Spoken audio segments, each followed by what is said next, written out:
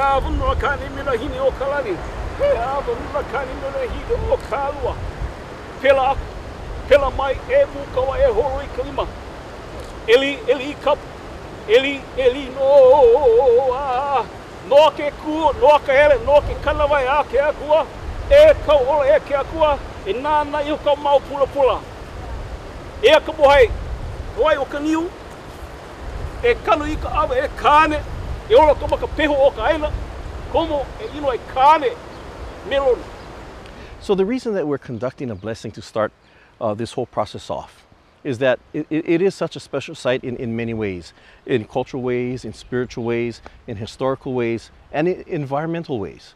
And this is a chance for us to get together with our contractors, with our communications, with our staff, basically to get everybody on the same page as kind of a reminder of what a special place this is. And also it gives us a chance to start off on a right foot, because there's so many things that needs to be done. It's such a culturally and environmentally sensitive area that there's going to be many different facets of the removal that you won't see anywhere else. For instance, part of the hotel extends over the water, and that in itself provides some challenges because we definitely don't want to disturb the water's edge, and we want to make sure it comes down in a proper fashion. So we'll take extra care and sensitivity in that area. Part of the landscape is in an area where a really significant heiau used to stand. And so we want to make sure that we preserve that. There's also Po Hawaii, one of the ponds on the side. And that is also very sensitive to the environment, to the tides. And we want to make sure that everything we do, we take the proper time and we do it in a pono fashion. And that's our goal in starting off on the right foot by having this blessing, getting everybody on the same page, and starting off in a pono fashion so we can end in a pono fashion. Kala lolo kala. Kala lolo o kai. Kala. Kala maeva anei kai. Kala maeva. The soft demolition process entails the removal of the interior aspects of the hotel. A simple term is gutting the hotel. You know, that's a process where you'll remove all your interior fixtures, your carpeting, your light fixtures, your mirrors, your wall panels, your doors, and all of those till just the outside, the shell of the building exists.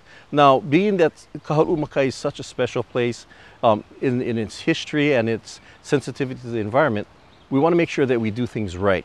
So that'll entail sealing off the exterior parts of the building, all of the windows, and external portals will be sealed off while we do the internal demolition, while we do the soft demolition, removing of the internal fixtures. And these will all be removed and sent down a chute that will be within the hotel so that nothing can be released into the environment and there'll be no spillage.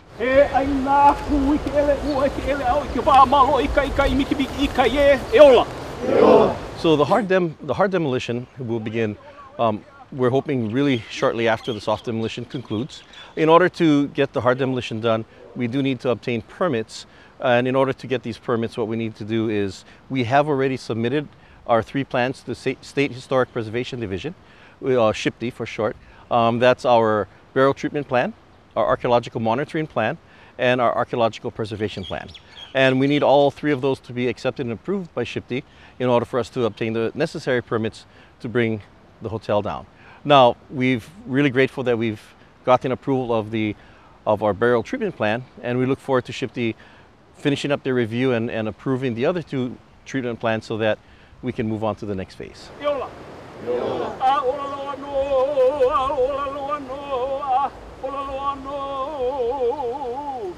Everybody, bye. Keauhou Makai is a significant site. In the recent past, a lot of people, a lot of local residents and visitors alike have fond memories of Keauhou Makai as being the site of the hotel. But going back much further than that, before the hotel was erected, our heiau were still being cared for by the lineal descendants of this area.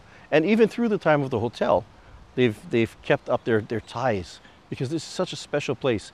It was a place of learning, a place of knowledge, a place where you could connect to your culture, through your culture, and to the Aina. And that is what we're hoping to bring back. I'll take that back. We're not hoping. That is what we will be bringing back once we're able to take the hotel down. And we don't really look at this as the end of an era. We look at this as part of the genealogy or the history of bringing this aina back to where it needs to be. And that is, as a piko, a center and a core area where education can take place, where family and community connections can take place, where learning it at all levels of all ages and building of community can take place. So Keauhou Makai is a very special area. And it's such a special area, so much so that even though the hotel ceased operations some years ago, this land has not laid barren. We upkeep the grounds and we continually do educational programs. In the time that the hotel has ceased its operations till now, we've had thousands of students, community members, family members come through this area to learn about the heiau, to learn about the significance of this area, and to learn many different cultural aspects. So it's already sort of a start of a piko in and of itself right now. We're just looking forward to what it can become and what it will become in the very near future.